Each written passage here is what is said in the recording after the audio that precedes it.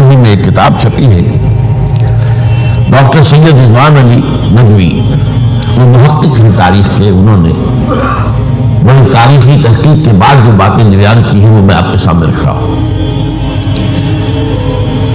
عرب میں جنوب مغرب کی کونے میں جہاں یہ یمن بھی آباد ہے، اس کے اوپر نجران ہے، اسی علاقے میں یمامہ کا علاقہ کہلاتا ہے۔ یہاں ایک قبیلہ آباد تھا بنو تمیم۔ یہ جو لوگ تھے بڑے کرخت مزاج، جنگجو، اکھڑ، ضدی، اور جس بات کو ایک دفعہ مان لے تو اڑ جانے والے اور مر مٹنے والے۔ یہیں سے فتنہ پہلا اٹھا تھا۔ سب سے بڑا جو نئے نبی جھوٹے نبی کھڑے ہوئے تھے میں سب سے بڑا کہ مسلمہ کذاب تھا، یہی تو علاقہ تھا، اور اس کے خلاف اس فتنے کی سرکوبی میں کتنے صحابہ، 1200 صحابہ ایک جنگ کے اندر شہید ہوئے، جن میں 500 جو ہے وہ حفاظ تھے رضی اللہ تعالیٰ عنہ۔ تو یہ لوگ یہ تھے بڑے خونخوار۔ اس قبیلے کے بارے میں حضرت عمر رضی اللہ تعالیٰ عنہ نے ایک بڑی عظیم حکمت عملی اختیار کی۔ ان کو وہاں سے اکھاڑ کر اور ایران کی سرحدوں پر آباد کر دیا، اب جہاں پر جہاد ہو رہا تھا، تاکہ ان کے اندر جو یہ جمہوری ہے یہ اب اس مقصد کے لیے استعمال ہو، اب وہ دارالاسلام کی توسیع کے مقصد کے لیے استعمال ہو، اور وہ ہوئی۔ حضرت عمر نے 2 چھاؤنیاں بنائی تھی رضی اللہ تعالیٰ، کوفہ اور بصرہ، کیونکہ ظاہر بات ہے کہ اب جو اسلام کا دائرہ پھیل رہا تھا اور اسلامی حکومت پھیل رہی تھی، اور زیادہ تر جو ہے مشرق کی طرف پھیل رہی تھی، ایران، خراسان وغیرہ کی طرف، تو اب مدینے سے اس کا کنٹرول اتنا آسان نہیں تھا، فاصلہ تھا، تو چھاؤنیاں بنائی تاکہ یہ اس سرحد کے اوپر یہ موجودہ مرکز رہے یا فوجیں موجود رہیں، کہیں کوئی بغاوت ہو تو اس کو کچلنے کے لیے وہ قوت فوری طور پر دستیاب ہو سکے۔ یہ لوگ ہیں کہ جو عبداللہ ابن سبا کی فتنے سے سب سے زیادہ متاثر ہوئے۔ ان کی مزاج میں وہ کمی تو تھی نا، حضرت عمر بھی ان کا جو ایک مضبوط کنٹرول تھا انہیں دبائے رکھا ہے، اور ان کا رخ جو ہے ایک دوسری طرف موڑ کر اس سے اسلام کو فائدہ پہنچایا۔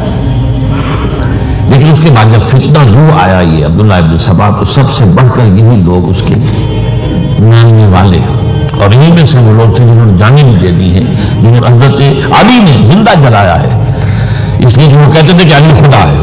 اے علی تم خدا ہو، تم ہمیں آگ میں جلا رہے ہو، یہ تو تم ہمارا امتحان لے رہے ہو۔ وَلَنَبْلُوَنَّكُمْ بِشَيْءٍ مِّنَ الْخَوْفِ وَالْجُوعِ وَنَقْصٍ مِّنَ الْأَمْوَالِ وَالْأَنفُسِ وَالثَّمَرَاتِ۔ اب وہ اس آیت کو اپنے اوپر منطبق کر رہے ہیں۔ تو یہ جو کرخت لوگ تھے،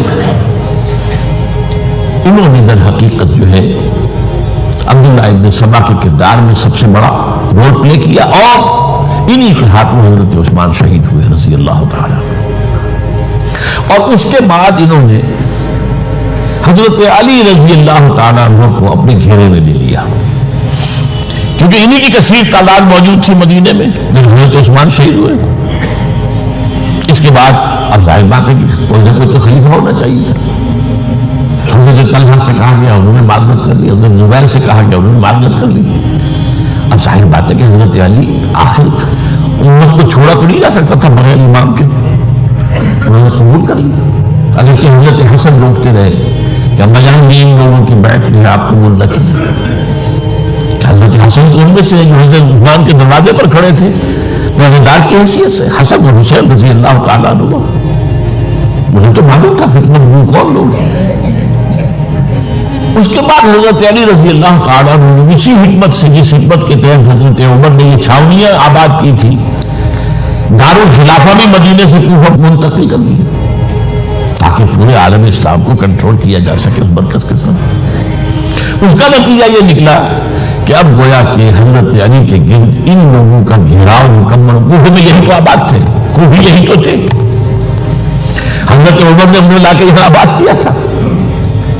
جب حضرت علی نے کوفے کو اپنا دارالخلافہ قرار دیا تو گویا کہ ان کا پھر عمل دخل بہت بڑھ گیا۔ ایک طریقے سے یہ کہا جا سکتا ہے کہ انہوں نے اب حضرت علی رضی اللہ تعالیٰ عنہ کو اپنے محاصرے میں لے لیا، چنانچہ جنگ جمل کے موقع پر یہ ہوا ہے کہ صلح ہو گئی تھی، حضرت عائشہ رضی اللہ تعالی عنہ کے جو